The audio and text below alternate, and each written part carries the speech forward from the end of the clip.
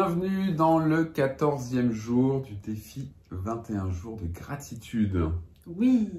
Aujourd'hui, miam miam. Ouais, aujourd'hui, on va se concentrer sur ce qu'on mange. Et on va se faire du bien. On va vous proposer de passer un repas, ou même plusieurs, si ça vous plaît, dans la gratitude pour la nourriture que vous mangez et l'eau que vous buvez. Pourquoi ? Eh bien, pour ceux qui s'y sont un petit peu intéressés, vous pouvez vous souvenir des travaux de Masaru Emoto, et pour ceux qui ne l'ont pas fait, je les encourage à le faire. Ce monsieur a étudié l'impact des pensées sur l'eau et a eu des résultats complètement ahurissants. À savoir que l'eau est sensible à nos pensées. Alors je dis ahurissant, mais en fait c'est quand même très logique puisque tout est relié dans ce monde et que donc du coup on a un impact positif ou négatif sur notre environnement évidemment. Mais donc du coup on s'est rendu compte que l'eau et puis plus tard les aliments soumis régulièrement à certaines formes de pensée réagissent. Alors évidemment, ça va réagir de façon très positive et belle aux énergies positives. Donc je t'aime, merci, la joie, t'es belle, t'es beau. Donc ça va faire des cristaux absolument magnifiques.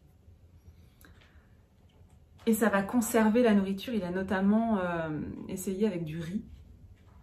Et puis soumis à de la haine, t'es moche, voilà, je t'en veux, de la colère, des choses comme ça, ou de la peur, ça va développer des cristaux complètement difformes ou faire complètement pourrir, moisir la nourriture.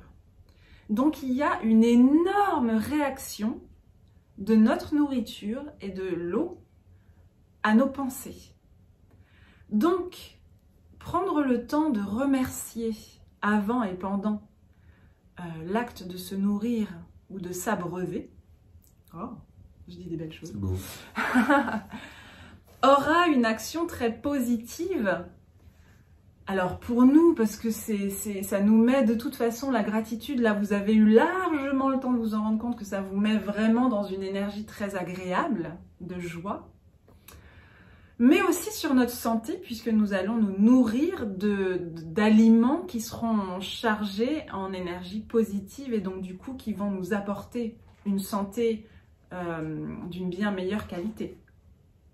Tu voulais dire quelque chose ? Je suis un petit peu déçue parce que quand on a répété cette capsule, tu avais fait le cristal un petit peu difforme et là tu l'as pas fait. Donc, et tu voulais que je le fasse, c'est ça? C'est pas grave, je pense qu'il va y avoir des commentaires là-dessus, les gens vont le réclamer. Mais je dis ça. Moi je veux bien le faire, hein. Le cristal difforme. Merci. Voilà. Non, c'est extrêmement intéressant comme exercice et c'est quelque chose, si vous avez des enfants, nous on l'a fait sous différentes manières, mais quand on l'a fait pour la gratitude, c'est les enfants qui leur rappellent régulièrement après en fait d'y penser, parce que ça vient aussi, tu l'avais déjà dit je crois, hein, ça vient aussi mettre là-dedans la pleine conscience forcément. Si vous êtes à votre repas ou à ce que vous buvez et vous pouvez pas à la fois penser à ce que Anne vient de dire et en même temps ne pas vraiment être là en fait, vous voyez ce que je veux dire? D'où l'importance aussi de, quand vous mangez, et ça vous le savez, mais c'est toujours bon de le rappeler, de manger, de prendre le minimum, de prendre au minimum son temps. C'est vrai que quand on est en activité professionnelle, tout ça, c'est pas toujours évident, mais quand même, normalement, on a un certain laps de temps qui est donné pour manger. C'est d'éviter de manger en faisant autre chose, regarder la télé, lire un livre ou éventuellement regarder son téléphone. Mais bon, je sais que personne ne fait ça. Pardon. Mais c'est vraiment, voilà, ça va vraiment vous mettre en conscience aussi de ce que vous faites par rapport à ça, de remercier.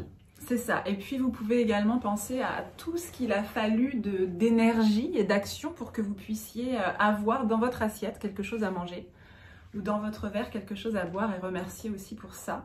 Parce que la plupart du temps, il faut quand même beaucoup d'énergie et beaucoup de mobilisation humaine pour ce qu'on mange et ce qu'on boit. Donc, c'est intéressant de penser à ça également. Donc voilà, Aujourd'hui, on vous propose vraiment de manger en conscience et de manger en gratitude. Parce que manger en conscience, c'est bien, mais manger en gratitude, c'est encore mieux. Donc conscience et gratitude, c'est un combo assez génial. Quand tu dis de comment c'est arrivé jusqu'à mon assiette, tu parles de tous les gens qui se sont mis en œuvre pour cultiver les légumes et jusque éventuellement que ce soit le producteur chez qui on l'a acheté directement, qui l'a mis en caisse et qui est venu sur le marché ou le supermarché, de ça, c'est tout ça, hein, que tu veux dire. C'est ça, oui, c'est ça. C'est ça, et de penser à cette d'où ça vient en fait.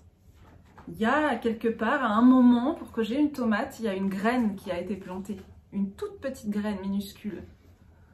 Et il y avait une puissance de vie dans cette graine.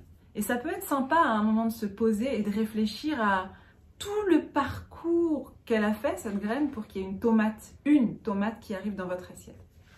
C'est énorme, c'est énorme. Donc, gratitude pour tout ça. Je pense à nos amis québécois qui éventuellement vont voir cette capsule et ce que tu viens de dire et qui là sont en train de juste ne pas se remettre de ce que tu viens de dire. Ne jamais dire graine devant un Québécois. Mais c'est un autre sujet. On a fini pour aujourd'hui? Oui, on a fini pour aujourd'hui. Vous avez le droit de demander en commentaire ce que ça veut dire.